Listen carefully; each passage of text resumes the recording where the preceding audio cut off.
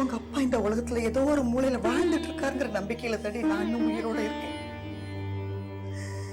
என்னைக்காவது ஒரு நாள் அவர் திரும்பி வருவார்ங்கிற எதிர்பார்ப்புல இருக்கு.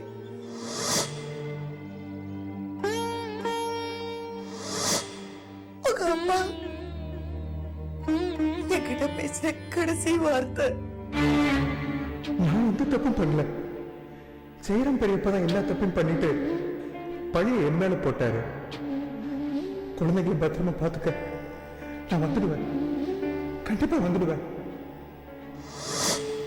அம்மா, இத்தனை வருஷத்துக்கு அப்புறம் அப்பாவை யாருமா தேட போறாங்க? சொல்லுமா. விடமாட்டேன். அவனையும் அவன் குடும்பத்தையும் வேற இருக்காம விடமாட்டேன். நான் சீதை மாதிரி தீ குளிக்க மாட்டேன், கண்ணகி மாதிரி தீ வைப்பேன். நம்ம குடும்பம் இந்த நிலைமைக்கு வர காரணமா இருந்த அந்த ஜெயராம் குடும்பத்தை, அந்த குலத்தை, அந்த வம்சத்தையே வதம் பண்ணாம விட மாட்டேன். இது பிரியாவோட சபதம்.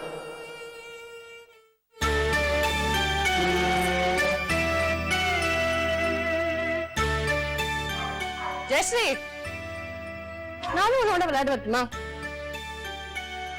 ஏன் உன் விளையாட்டுல என்ன சேர்த்துக்க மாட்டியா? என்ன ஜெயஸ்ரீ, புதுசா யாரோ பாக்குற மாதிரி பாக்குற?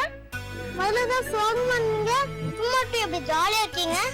பெரிய மனுஷி, இதெல்லாம் கரெக்டா நோட் பண்ண. இந்தாங்க, நீங்களே சாப்பிடுங்க. எனக்கு இதுக்கு இதெல்லாம், நானும் உன்ன மாதிரி குழந்தையா?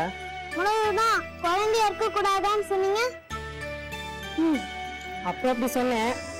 ஆனா இப்போ வளரணும், காதலிக்கணும், இன்பம், துன்பம், பிரிவு, சோகம், சந்தோஷம் எல்லாத்தையும் ரசிச்சு ரசிச்சு அனுபவிச்சு வாழ்க்கைய வாழணும். நீங்க சொல்றது சொன்னீங்கன்னு புரியல. நீ வளர்ந்து பெரிய பொண்ணு அனுப்பும் எல்லாம் உனக்கு புரியும். என்ன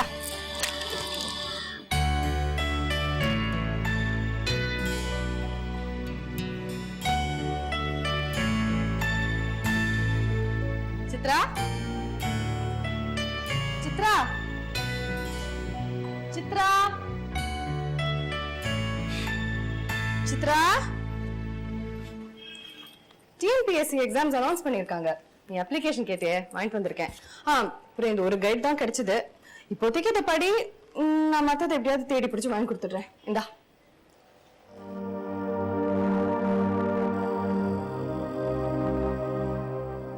என்னாச்சு சித்ரா, ஏன் ஒரு மாதிரி இருக்க? உன் வீட்டுக்கார ஞாபகமா? நீ மட்டும் சரின்னு சொல்லு. எனக்கு தெரிஞ்ச இன்ஸ்பெக்டர் மூலமா இந்த கேஸை மூவ் பண்ணி அவர் வெளியே கொண்டு வந்துடலாம். என் கவலை அவரை பத்தி இல்லடி.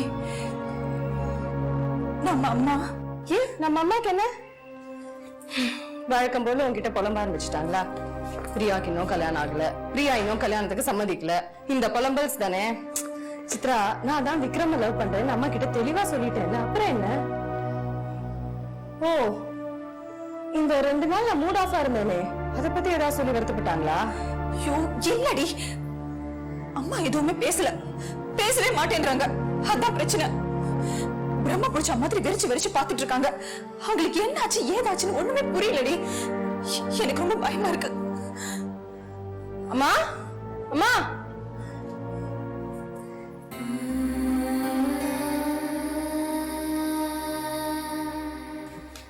அம்மா. சித்ரா என்னென்னமோ சொல்றா, உனக்கு என்னாச்சு?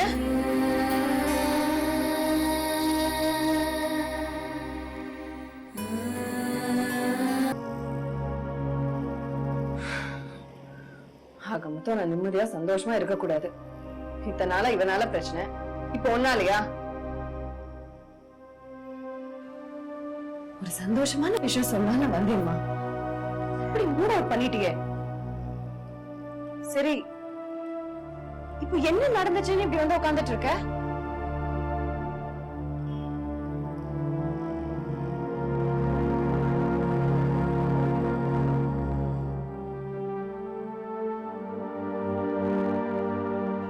ராமா,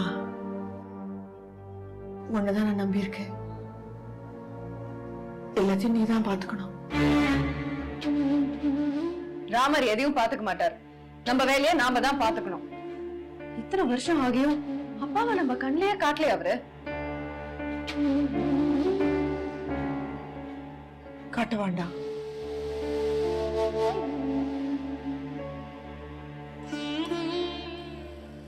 உங்க அப்பா திரும்பி நம்மள தேடி இங்க வர வேண்டாம்.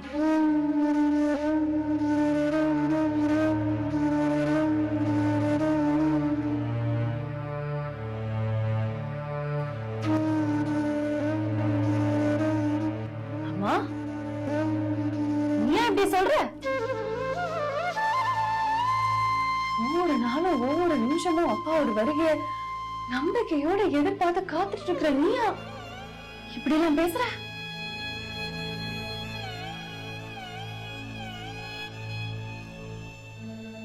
உனக்கு என்னமா ஆச்சு?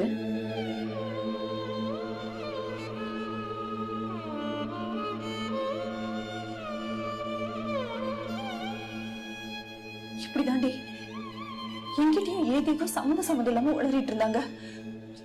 எனக்கு என்னமோ பயமா இருக்கு.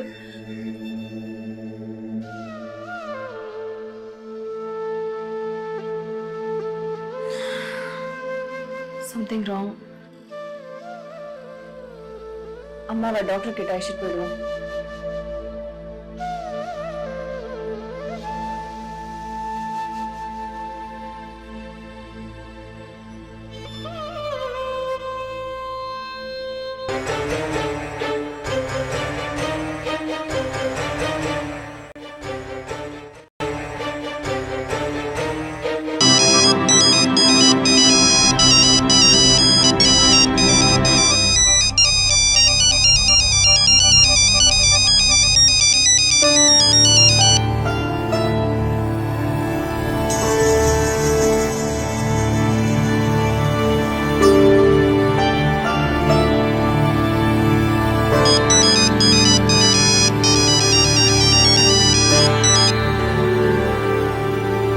சொல்லுங்க சித்தப்பா.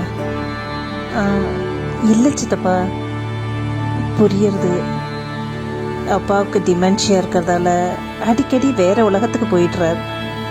இப்போ கூட அவரை ரிலாக்ஸ் பண்ண சொல்லிட்டு தள்ளி வந்து நின்று பேசுகிறேன்.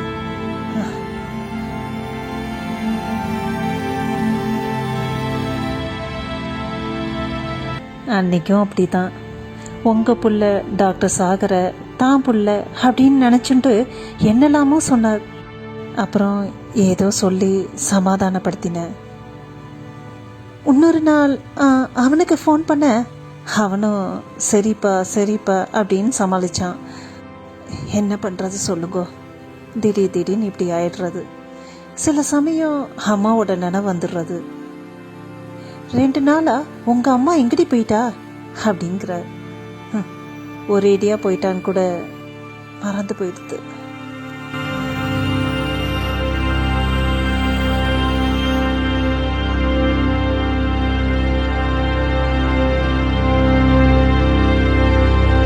ஆனா நீங்க 2 பேரும் சின்ன வயசுல பாலூர் அக்ரஹாரத்துல இருந்ததெல்லாம் பளிச்சுன்னு நினைவு இருக்கு. போன வாரம் என்ன நடந்ததுன்னு கேட்டா மலங்க முடிக்கிறார். அதான் அவரை என்கேஜ் பண்றதுக்காக ஃபேமிலி ட்ரீ கிரியேட் பண்றேன்னு அவர்கிட்ட சொல்லியிருக்கேன். கௌரி, எத்தனை நேரம்மா? தோ வந்துட்டேன். சரி சித்தப்பா, நான் உங்ககிட்ட அப்புறமா பேசுறேன். You carry on with your plans. See you later. Bye.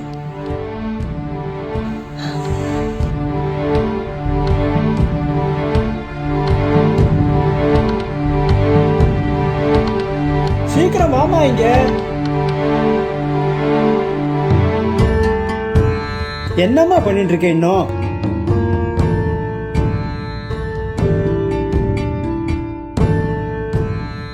என்னப்பா? யாரு? அம்மாவா? கோயிலுக்கு தானே போயிருக்கா? வரதுக்கு நேரம் ஆகுங்கிறாளா?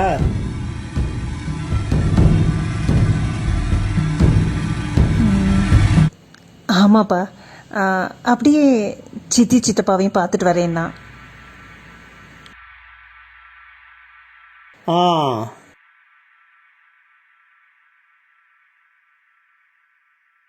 அப்பா, நாம் அங்கே போகலாமே. அந்த ஃபேமிலி ட்ரீயை கம்ப்ளீட் பண்ணிடலாம். ஆமாம் ஆமாம், ஃபேமிலி ட்ரீயை கம்ப்ளீட் பண்ணணும்.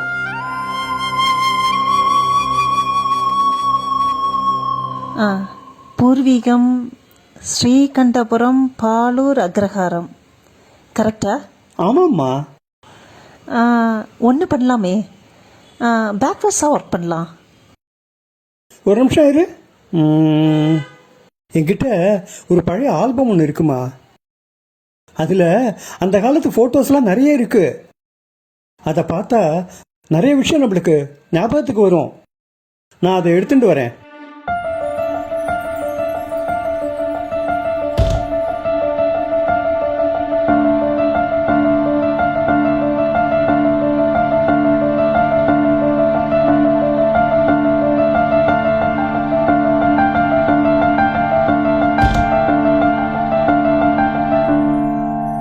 கௌரி, ஒரு நிமிஷம் இங்க வா.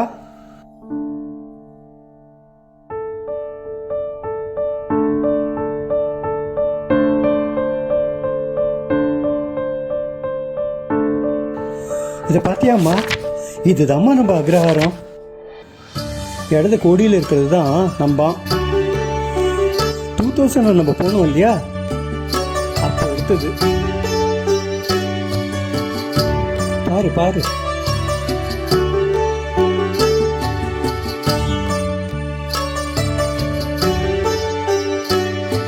அப்பெல்லாம் இந்த தார் ரோடுலாம் கிடையாது. ஈஸ்வரன் கோவில் புதுப்பிச்சுட்டு இருந்தா.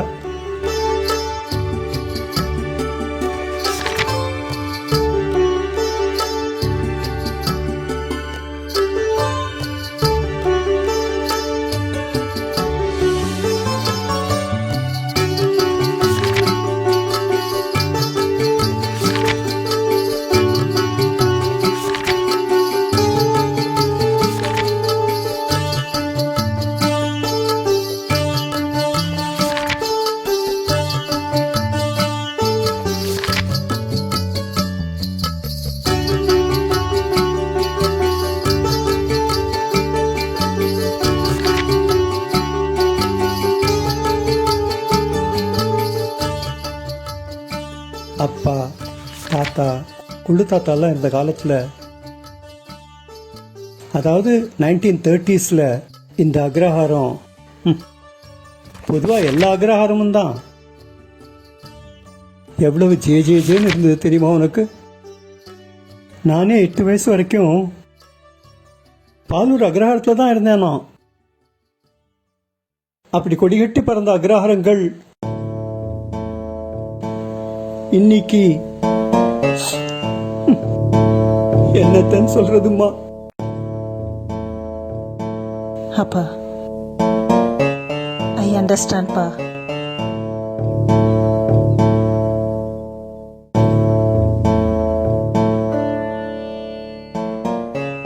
மொஹஞ்சதாரோ ஹரப்பா மாதிரி அக்ரஹாரமும் ஹிஸ்டரி ஆயிடுமா.